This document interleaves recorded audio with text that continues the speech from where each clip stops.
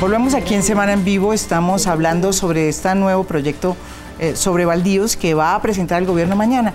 Y estábamos planteando las bases, digamos, los argumentos, cimiento, que forman parte de este proyecto. Uno de esos es que se propone estos baldíos reservados, ¿no es verdad?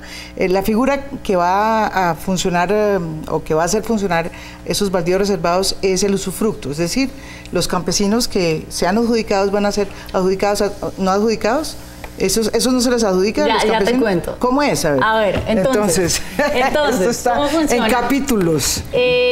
Lo primero que hay que tener en cuenta es que con este proceso de transición, ¿sí?, los baldíos se van a registrar por primera vez en Colombia. En Colombia el principal problema que tenemos con el tema de tierras es la falta de información suficiente para tomar decisiones serias de política. Entonces, no tenemos absolutamente ni idea cuántos baldíos hay en Colombia. Sí. Con el régimen de transición, lo primero que vamos a hacer es identificar, no podemos decir que todos, pero sí la mayoría de los baldíos. Entonces, ¿qué pasa?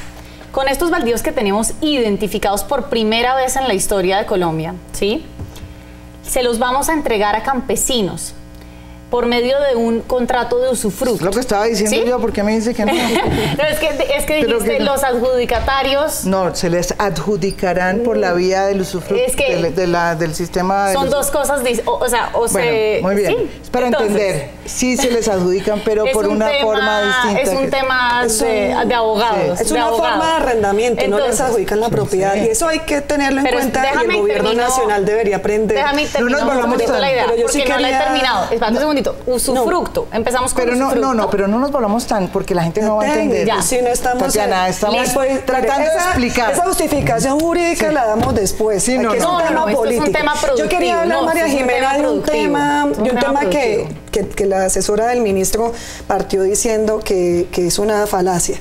Y ella dice que con la adjudicación de baldíos se quiso atacar el problema de la concentración de tierras. Y eso no es así. Para atacar el problema de concentración de tierras, que ha sido un problema eterno en nuestro país, o sea, desde siempre, desde la historia de la República, hay concentración de tierras y latifundios improductivos y especulativos. Y siempre se ha querido atacar. Hay otras figuras, como son los procesos agrarios de recuperación de baldíos indebidamente ocupados, de extinción de dominio, ustedes hicieron exactamente, con los, de nulidad de los contratos, de reversión y revocatoria de las adjudicaciones que no cumplen sus fines o que fueron ilegales, de quienes se apropian ilegalmente o usurpan tierras del Estado. En las zonas de la costa de nuestro país se secan ciénagas, playas, lagunas, ríos para agrandar las fincas. Todo eso eran los mecanismos reales para atacar el problema de la concentración y de la distribución equitativa. Esto es otra forma. Es otra forma. No, y hay otra cosa que te quería aclarar, era lo siguiente. Si bien la adjudicación de baldíos no ha funcionado como debe ser, no es per se por el mismo proceso de adjudicación, sino porque el Estado ha sido un Estado que abandona a los ciudadanos. El Estado siempre ha tenido la obligación de atender a sus campesinos con acompañamiento, asistencia técnica, programas, proyectos, incentivos, pero no lo hace. Ahora los campesinos van a sufrir de la consecuencia. Y la acumulación no radica en la mala adjudicación. Realmente la acumulación es otro tipo de problema. Porque aquí estamos desviando un debate que es el centro de esto. La acumulación es precisamente comprar mal comprado. Oye, no es adjudicar mal adjudicado. Vamos a entrar después en el tema de la acumulación que se hizo, pues yo creo que es otra parte de la... Porque tú arrancas el programa diciendo... Es que tenemos que ir al... Tú arrancas el programa diciendo que para qué era esta ley. Entonces esto sí es interesante porque aquí se habla que la ley está en un hervor, mañana ya se cocina.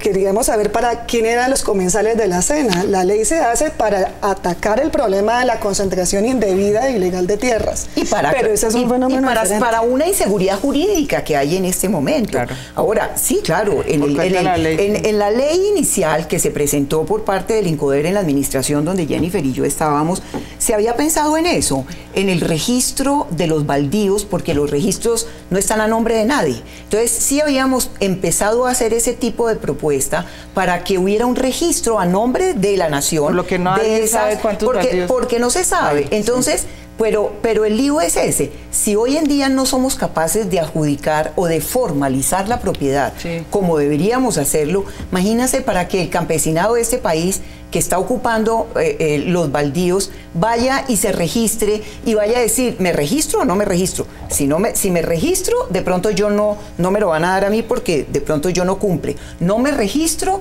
y entonces pues me lo quitan luego. Entonces yo creo que va a ser, y en un año yo creo que es, ahora el plazo es corto. No, pero es buena la propuesta de registrar porque así vamos a saber cuántos baldíos quedan en el país. Pero mira estas cifras, María Jimena. Hay 114 millones de hectáreas en Colombia. 114 millones. De las cuales el INCODER ha titulado 56.500 más o menos. Entre 31 millones a indígenas, 5 millones y pico a negros. Pero además de esos, en ley segunda tenemos el 45% que están en ley segunda. O sea, haciendo todos estos cálculos más lo que comparten los indígenas en parques naturales, quedan realmente baldíos baldíos muy poco, quedan más o menos unos 4.500.000 hectáreas de baldíos, después de descontar urbano, después de descontar propiedad privada. ¿Está diciendo es que no hay mucha tierra? No, baldíos no hay realmente muchos, realmente, y la mayoría de los baldíos están en la altillanura, claramente. Por eso trajimos aquí al gobernador de la altillanura. María Jimena, que no ha podido hablar. ¿Usted qué opina de toda esta presentación? Hemos escuchado atentos y sí, la primera pregunta del programa es ¿en qué beneficia la ley al campesino? ¿Qué es lo que realmente se considera un campesino, un pequeño productor? ¿Y en qué beneficia también al inversionista? ¿En qué beneficia al indígena? El caso del Bichada es en las únicas zonas donde quedan tierras adjudicables, que quedan por el orden de los 2 millones. Entonces, también cuando decimos que estas empresas, que Río Paila, Castilla o Cargill, llegaron a quitarle la tierra a las personas, no es verdad, porque todavía hay 2 millones por titular. Y además de eso, hay 2.300.000 titulados. No, nadie le está diciendo que quitaron las tierras, sino que se las acumularon ilegalmente. Bueno, allá es distinto. Se la había quitado, es distinto. Allá será la... Que también dicen que hay algo de después.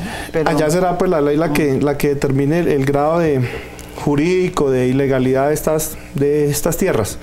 Lo que nosotros desde el departamento del Bichada y Altillanura, que somos conocedores con estas 13.5 millones de hectáreas que es la frontera agrícola que tiene Colombia, es que la inversión tiene que llegar y tiene que ser obviamente respaldada por el gobierno en los aspectos jurídicos. Y nosotros, ¿pero ustedes están de acuerdo con este planteamiento de estos...? Mire, los campesinos del Bichada tienen tierra afortunadamente. Un campesino, el más humilde de los campesinos del Bichada, tiene 1.295 hectáreas. Pero no todos, ¿no? Acuérdate que ese es el tope de la UAF, pero hay UAF de 80 hectáreas, o sea, no todo el mundo, no toda la UAF en el Bichada es de 1.900 hectáreas. Pero son los campesinos más humildes. ¿Por qué? Porque es una tierra que no es apta aún para cultivo, o sea, que es un terreno bueno desde un punto de vista técnico, pero que hay que invertirle muchos recursos. Entonces aquí la discusión no sería el tema de los baldíos, pero cuál es el modelo económico a desarrollar en Colombia en los temas del agro. ¿Cómo vamos a hacer? Pero también la tenencia de la tierra. Productivo el agro. A ustedes dicen que están solucionados, ustedes en Bichada no tienen problema porque tenemos muchos titulación, tierras y todo. Tenemos tierra. Bichada no hay formación catastral. Bichada es tierra para hombres sin tierra. Ese es nuestro el lema. Y es el departamento que menos formación catastral tiene. Pero, por ejemplo, hay una crisis en el Bichada, gobernador, y yo quisiera que usted dijera su percepción, y es esas prácticas tradicionales de la cultura campesina del llano, del trabajo del llano, de los hatos, de la ganadería silvestre. ¿Eso ya desapareció? Ya solo queda en el folclore.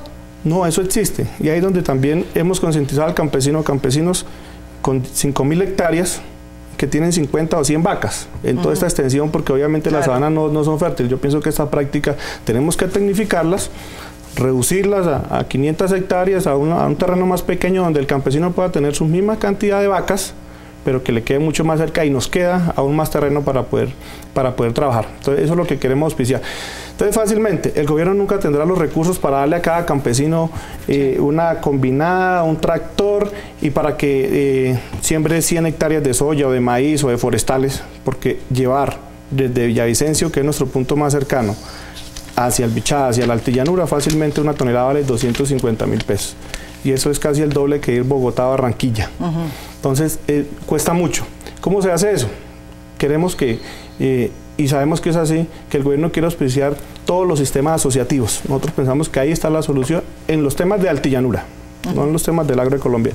De altillanura, los proyectos asociativos o de cooperativas, porque ahí incurren el pequeño, el mediano y el grande.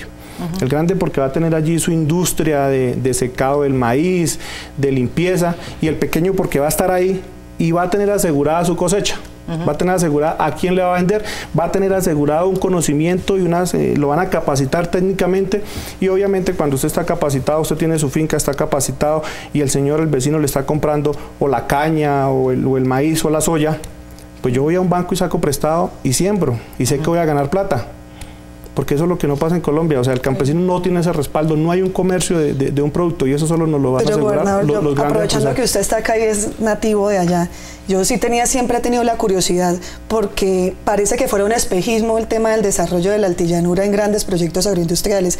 2 ejemplos: Río Paila, proyecto Veracruz, acumula casi 40.000 hectáreas y tiene en producción solamente 2.500 en maíz. ¿Por qué no produce toda la totalidad de la finca?